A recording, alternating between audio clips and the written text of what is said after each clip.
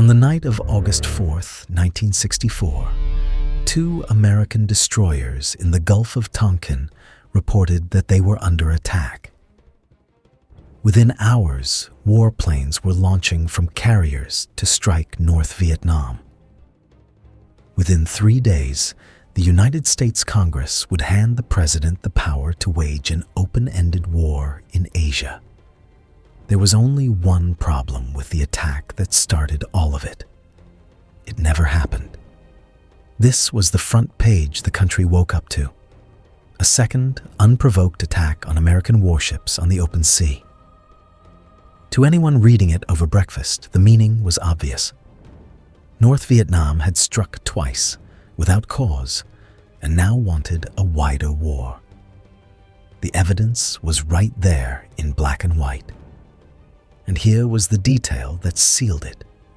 Torpedo boats firing in the dark, far out at sea, where no innocent explanation could reach.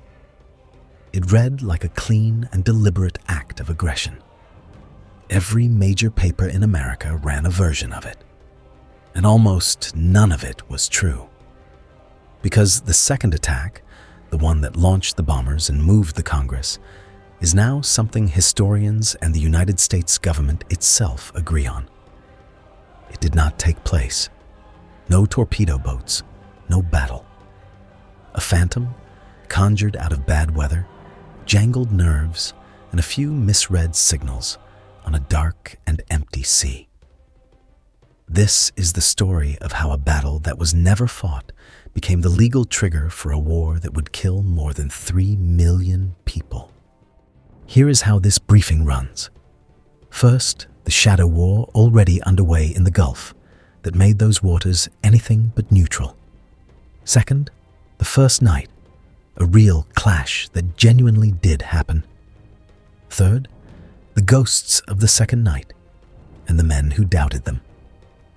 Fourth, the decision in Washington to treat doubt as certainty. And fifth, the blank check that certainty bought, and the war that followed. To understand the ghosts, you first have to understand what those destroyers were doing there. By 1964, Vietnam had been split in two for a decade. A communist North, backed by the Soviet Union and China. A shaky, American-backed South. To Washington, locked in the Cold War, the South was a domino that could not be allowed to fall. So the United States poured in money, weapons, and thousands of military advisors, edging closer to a war it had not yet chosen to fight in the open. Part of that pressure happened quietly, at sea. American destroyers ran secret patrols, codenamed DESOTO, hugging the North Vietnamese coast. Their job was to listen. Packed with electronic gear, they would provoke the North's coastal radars and defenses into switching on, then map every signal, every frequency, every gun position. The USS Maddox was one of these spy ships. It was not lost. It was not neutral. It was there, deliberately, to poke a hostile coast and record what happened. And there was a second, more aggressive program running in the same waters. Under a plan called OPLAN 34A, South Vietnamese commandos, trained and supplied by the United States, raided North Vietnamese islands and coastal targets by night. Days before the incident, they had shelled 2 of them. To Hanoi, the spy ship offshore and the commando raids on its coast were not separate events. They looked like one coordinated operation, and they were about to react to it. So keep that firmly in mind, because it changes everything that follows. These were not innocent ships lost on a peaceful sea. They were instruments of a shadow war, sent to prod a nervous, angry enemy who had every reason to believe an attack on his coast was already underway. When something finally happened, it happened in the most primed, most suspicious waters imaginable, The first incident on August 2nd was real. It is the second one that wasn't. On the afternoon of August 2nd, 1964, 3 North Vietnamese torpedo boats came out after the Maddox in broad daylight. This part is not in dispute. The boats closed in, the Maddox opened fire, and aircraft from a nearby carrier, the Ticonderoga, roared in to help. In the running fight that followed, the torpedo boats were driven off, one left dead in the water, their few torpedoes missing wide. The Maddox took a single machine gun bullet. That was the entire damage. It was a genuine skirmish, but a minor one, and President Johnson treated it that way. He chose not to retaliate. Instead, he ordered the patrol to continue, reinforced by a second destroyer, the Turner Joy, almost as if to prove that American ships would not be pushed out of international waters. Both sides now knew the Gulf was hot. The crews sent back in were told to expect trouble, keyed up, and watching their scopes for the next attack. That expectation would matter enormously. So by the evening of August 4th, the stage was perfectly set for a mistake. 2 warships, crews on edge, expecting to be attacked at any moment, feeling their way through bad weather in a pitch-black sea they knew was hostile. Everything was in place for men to see exactly what they had been told to expect. What happened next has been picked apart for 60 years. The short version: almost nothing. The night of August 4th was foul. Low cloud, thunderstorms, a heaving sea.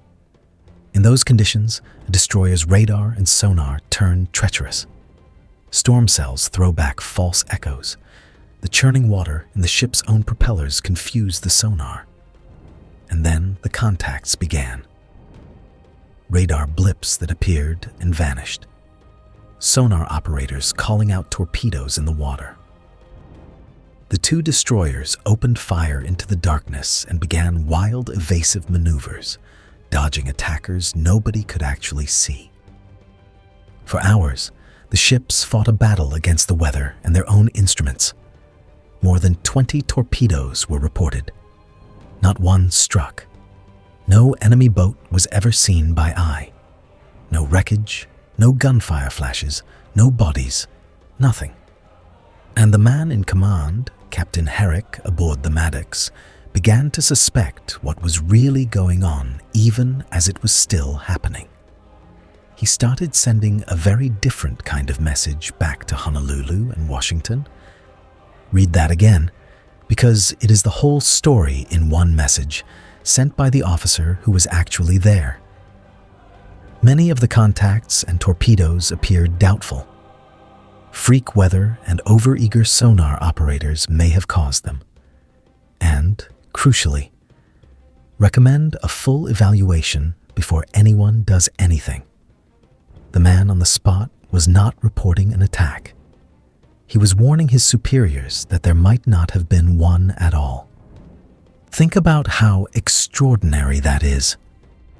The commander at the scene on the night itself told Washington to wait, to check, because he was not sure anything had attacked him. The evidence for the second Gulf of Tonkin attack was already crumbling, in the words of the very people who were supposed to have suffered it. And it was crumbling before a single bomb had fallen. So how did a doubtful, retracted report become a certain act of war in a matter of hours? In Washington, the doubts simply did not survive the will to act. Defense Secretary Robert McNamara, driving the response, reached past Herrick's warning to a handful of intercepted North Vietnamese messages that seemed to mention an engagement. Those intercepts almost certainly referred to the real battle 2 days earlier, on August 2nd. But in the rush of that afternoon, they were treated as proof of a fresh attack on August 4th. The ambiguity was filed away. The certainty was kept. The speed is staggering. Even as Herrick's cables urging caution was still arriving, the machinery of retaliation was already moving. Targets were chosen. Pilots were briefed. And President Johnson went on national television late that same night to tell the American people that their ships had been attacked a second time on the high seas, and that American forces were striking back at that very moment.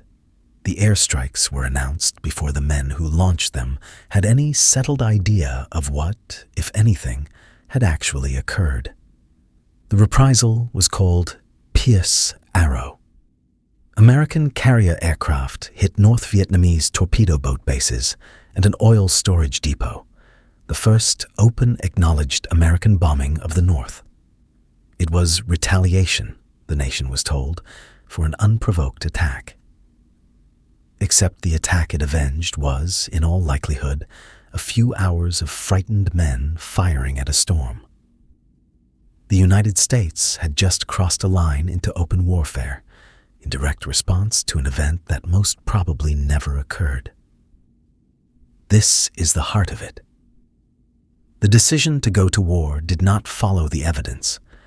It ran ahead of the evidence, and then reached back to pick out only the scraps that agreed with it. The commander's doubt was known, in writing, at the top, and it was set aside because a response had already been decided. The facts were made to fit the choice, not the other way around. The bombing was over in a day. What it unlocked lasted more than a decade. 3 days later, the president brought a prepared resolution to Congress. It authorized him to take, in its own words, all necessary measures to repel attacks and prevent further aggression. No declaration of war, no time limit.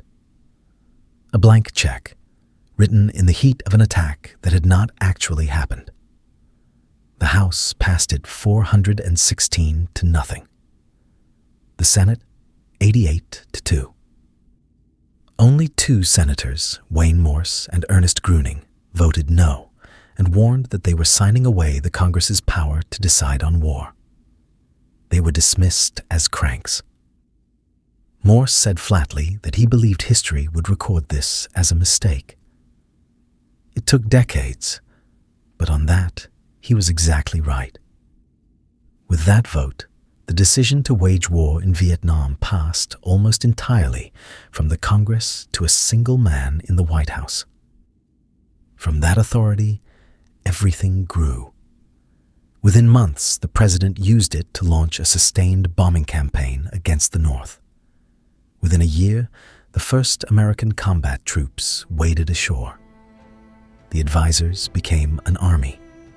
16,000 Americans in Vietnam became, at the peak, more than 500,000. Every escalation leaned legally on that one resolution, passed in the panic of a night that had produced no enemy at all. And the bill came due over 11 years. More than 58,000 Americans killed. Estimates of well over 2 million Vietnamese dead, soldiers and civilians on all sides, across Vietnam, Laos, and Cambodia. A country left cratered and poisoned. A generation of American trust in its own government broken. All of it flowing downstream from a report that the officer on the scene had begged his superiors not to trust. Stand back, and the shape of it is almost unbelievable. The single most important grant of war-making power in modern American history rested at its foundation on an event that the government itself would eventually admit did not occur. The blank check was real. The attack that justified it was not. For years, this was contested. It is not anymore. The record is now clear. Piece by piece, the truth came out. Robert McNamara, the man who sold the second attack, admitted decades later that it never happened. A North Vietnamese general, asked directly what his forces did on August 4th, answered in a single word: nothing. And in 2005, the National Security Agency declassified its own internal history, which concluded flatly that there was no attack that night, and that the intelligence had been skewed to support the story Washington wanted to tell. So the real lesson of the Gulf of Tonkin is not that one official told one lie. It is subtler and more dangerous than that. It is how an entire system, under pressure and wanting to act, can talk itself into certainty. The doubts existed. They were written down by the right people at the right time. They lost, not to better evidence, but to momentum, to the powerful human need to believe the thing that justifies what you already want to do. That is why this matters far beyond 1964. Every nation that has since marched toward a war on the strength of ambiguous intelligence, weapons that turned out not to exist, threats that were quietly exaggerated, has walked some version of this same road. Tonkin is the clearest warning we have of a specific danger. Not that leaders lie, though sometimes they do, but that under enough pressure, they can come to believe their own phantom and take a nation to war chasing it. A ship reported an attack that never came, and a nation chose to believe it. Next time, the opposite failure, an attack that was seen coming in detail in advance and was waved away anyway until it arrived. Between the phantom that was believed and the warning that was ignored lies almost everything about how nations stumble into war. Keep watching the map and watch what people choose to believe.